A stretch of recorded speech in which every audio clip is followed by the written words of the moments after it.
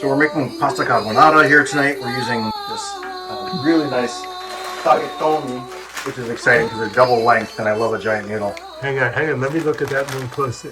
Where did you get that? From Bottega Bocconi Here in Newport. here in Newport. Yeah. So what I'm doing right now is I'm sauteing pancetta with a little bit of speck. Carbonara looks like it originally came from American bacon rations. So using American bacon is actually completely authentic. But what we could get that was good is pancetta, and then there's speck in there that's a little bit smoky. No, all right. So speck is what again? You said is Speck is smoked prosciutto. Okay. And what I'm going to do is deglaze a little bit here because the goodies are sticking to the bottom. And then eventually I'm going to make a roux in this pot. Now we want that to all stick to our bacon. And a lot of people do this, it winds up still pink. I don't know how you would do that because you don't get the fond, which is brown, because the glutamates are brown. So I don't know why you would do it that way. It's pretty delicate that way, but this way it's really tasty. So what's that wine you're using, or why did you choose it? This is Domaine de Félrech Okay, hang on. Fond Rêche, which I have no idea what this is, but it smells really good. Turn it around so we can see the thing the other way. Okay. And we found that in our pile, right? We all tasted it. We don't even know where it came from when we tried it. I am the sous chef for Joshua, and this is Parmesan Reggiano, and again from You also got this at the Bottega Bottega Bocconi, right? Yeah. Yes. Over by First And- Beach in Newport. Right. And so this is delightful to. Joshua requested it be, since I'm the sous chef, I do whatever I'm told. And this is a big size. I wasn't sure what size you wanted this grated to. Okay, let's see the This grater is that you're working. using. Yeah, this grater was my mother's. I'm 78. This has got to be 150 years old. Is what I Okay. figure. And the blades are so sharp that I can actually wreck my knuckles on it if I'm not careful. But it is a pretty cool thing. It's called 3-in-1. It's not very 3-in-1. It's 1-in-1.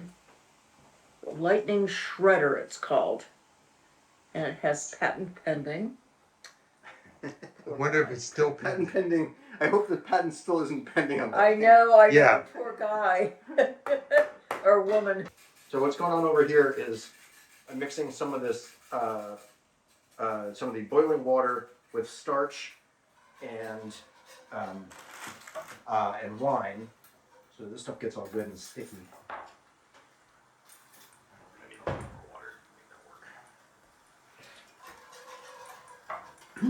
It's interesting how you always use liquid and you keep it at a certain level of liquidity all the time. Yeah, well, now I'm going to start bringing the temperature down because I don't want to.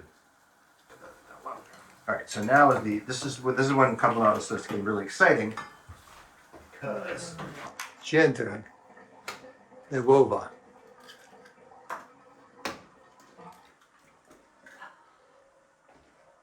How many eggs you putting in there? I'm putting in 4. More always seems to be better. So the next thing to do here is that we need some of this hot water to bring the eggs up to temperature. Not cook. So that goes in there. And that's So you're just making to be sort of room temperature, not cold. in other yeah, words. yeah. And that's why the bowl has to be warm too. Yeah. Right, because I've noticed you do a lot of cooking where it's the residual heat in something rather than cooking it meanwhile. Yeah. So this. Okay. Let's go in here now. Oh, that's heavy. And again, we don't want anything to cook too hard, so you gotta move it around. And then, next up is gonna be our. Actually, we gotta make sure the pasta's going right now.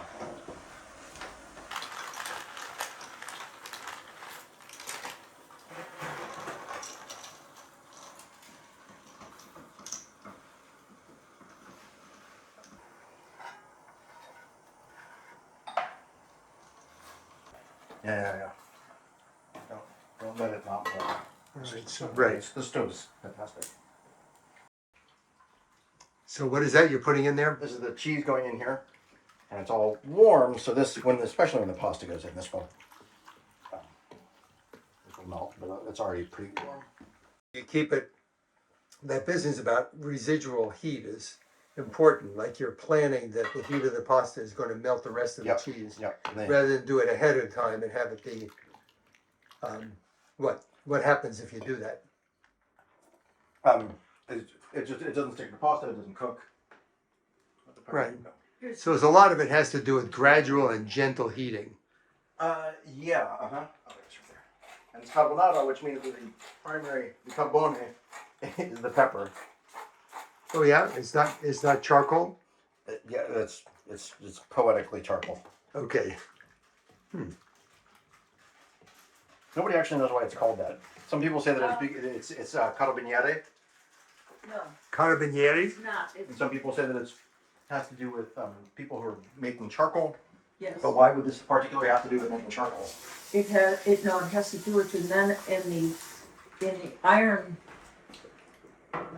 iron factories, and they would use the coals. Thing or the Yeah, I just make you steal from and charcoal. so they would use the coals to heat their But there's nothing. dinner. But why? And- Why? What's special about this? Especially since it seems to come from after World War II. It's Well, they made a lot of steel in World War II. this is after World War II. Though. This is American bacon rations. Oh, interesting. Yeah. Or after Americans were living there. So middle of World War II, whatever that is, Right. 1944.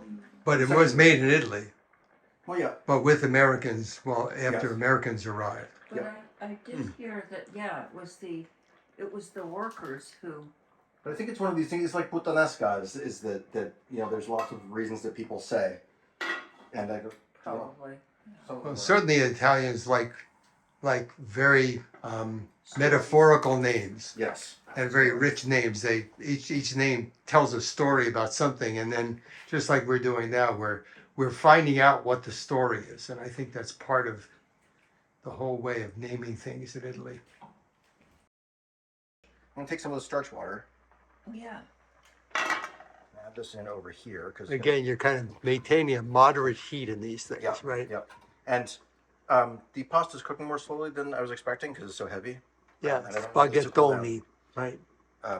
But also more starch is going to help it be stickier to the pasta. And since this is dumping a lot of starch into the water, it's helping both with the temperature and the. Actually, got in here. And now that's not quite ready yet, right? No. It's not floppy enough yet. So I'm putting in the parsley now because I thought about it.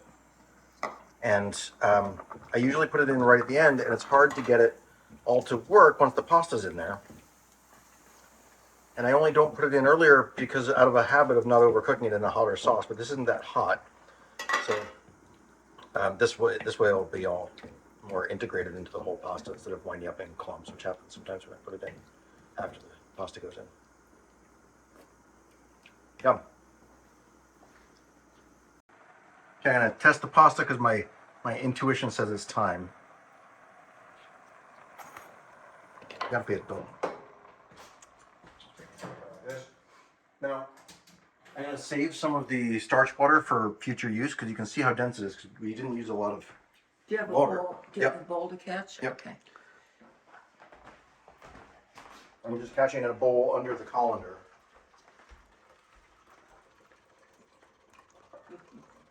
Some of it's stuck. Rude. Yeah, there's the bowl there. We catch a little bit of. Yeah. There we go. Barely stuck. But now we want to immediately put olive oil in there, right? No. No. Okay. I take this. Oh, in there right. while it's Got still it. steaming hot. Aha. Before we do anything else, we get it cooking all of the other goodies. And if I've kept it in the high enough temperature, it just all Oh, it starts to has to stick. be. It has to be. Yeah. I mean, look at it, steamy, wonderful.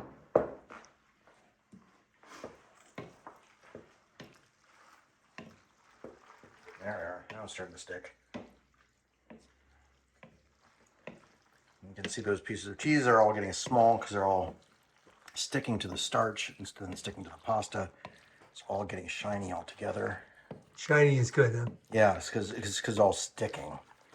It's the starch on the outside of the water, on the outside of the pasta sticks to the starch in the water, and the starch in the water has all stuck to the eggs and the cheese because the eggs are emulsifying it. It's a little loose, I think probably because it got a little bit cool, but also if you let this just be for a moment. Oh my God, this smells really good. Okay, now it's plating time. Those giant spaghettoni.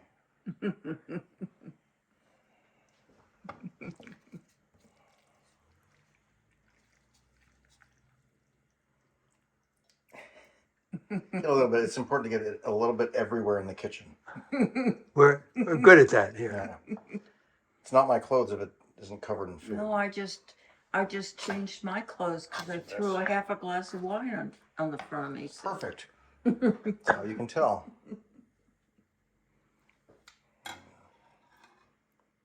We used the last of our parsley doing this. Okay, there's number 2. Hey, action. Okay, and now it's time to eat the spaghetti carbonara. Buon appetito. Buon appetito. Tito.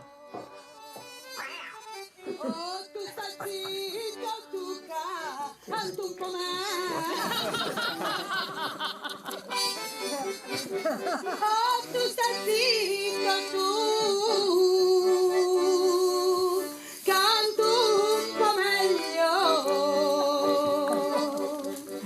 Tu per un anziano, o